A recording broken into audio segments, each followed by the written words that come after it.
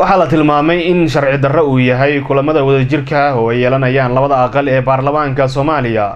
waxaa warbixin arintaas ku saabsan magaalada Muqdisho ka soo diray wariyahayaga Cabdicasiis Riyaali. maalmihii ugu dambeeyay waxaa la arkayay kulamo wadajir oo ay yeelanayaan labada gole ee baarlamaanka federaalka Soomaaliya, golaha shacabka iyo golaha aqalka sare. inkastoo guddoonka baarlamaanka arintan uu ku tilmaamay mid sharciya, haddana qaar ka mid ah xildhibaanada golaha shacabka baarlamaanka federaalka Soomaaliya ayaa ku tilmaamay arrin sharci darro ah, isla markaana aan loo marin nidaam quseeya qaynuunka labada gole u yaala. xildhibaan Guleed Cindruus waa mudane ka tirsan aqalka golaha shacabka ee baarlamaanka federaalka Soomaaliya. telefishinka Somali Cable uu marti ku ahay u sheegay in sharci aan loo marin nidaamka iminka labada gole ay ku wada fariisanayaan, isagoo tilmaamay dhammaan shuruucii kaabilaha wax shaqo inaan laga qaban. faahfaahiye qaabkay u dhisan yihiin kolka waxa weeye labada gole marka hore warta isku imaanshahooga la rabaa qaanuun inay qaanuunka waafaqsanaadaan. marka qaanuunka haddaan la waafajin isku imaanshahooga wada fadhigooga iyo wax soo saarkooguna qaanuun ma noqonayo. waa marka hore in qaanuunka la waafaqo. ka qodobka 57 ee dastuurka farqadiisa C ay waxay sheegaysaa marka hore in la sameeyo guddiyo wada jira oo labada gole wada leeyihiin. kadib labada guddi xeer hoosaad ee labada gole ay xeer wada jira soo saaraan.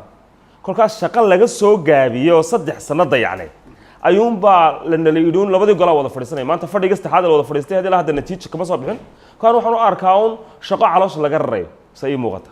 waxay sanadkii koowaad ee golaha in waxyaabaha namideeyaan oo dhameeyno, sanadkii labaad shaqo badan soo baxdo, sanadkan gunaanad dastuurka iyo waxa go'aanada masiiriga ah oo dhan marayaan. kolka wixii dhacayba dhace, bal waxaan kula talin lahaa guddoonka iyo xildhibaanadaba inaan sharciga mar labaad dushiisa ku shaqeyno oo inaan ku hareer shaqeyn. in qodobada ay tahay in lagu horeeyo sida qodobka 57 farqadiisa C ay sheegayso kow waa in aynu guddiyo wada leenahay sida guddiga adeega baarlamaanka kale. guddiga adeega baarlamaanka ilaa hadda way maqan tahay. waxay u maqan tahay laba gole oo guddi adeeg baarlamaan wada lahayn oo guddiyo waayo guddiga golaha shacabku guddi joogto leeyo ajandayaashiisa dejiya oo nidaamiya. golaha aqalka sarena guddi joogto leeyo ajandayaashiisa nidaamiya. marka wadar loo wada fadhiisanaya ajandaha ayaa noo sameynaya. waa inuu sharcigu sheego. kolka aan waxaan qabaa horta fadhigan maanta la fadhiistay qaanuunka meelna kama waafaqsana. isafgarad labada guddoon ku heshiiyeen ay ku timid. heshiiskii xitaa labada guddoon wada galeen golaha lama horkeenin oo lagama xalaaleyn oo lama oran karo labadii guddoon baa heshiiyay oo waxaan isku raacay xildhibaano maxaad ka qabtaan ma ku soconnaa mise dib baynu processkii labada gole wax ku wada yeeleen soo dhisnaa. ka waxaan qabaa shaqadaas waa shaqo aan oran karo labada gole sidii yacni geedkii orod loogu karo orod baa looga dagaayay isku soo orodka degdega ah haddaanu qaanuunka la waafajin waxa ka soo baxana macno badan sameyn maayo. labada gole ee baarlamaanka federaalka Soomaaliya ayaa qaar ka mid ah kulamadoodii ugu dambeeyay si wada jira u yeelanayay.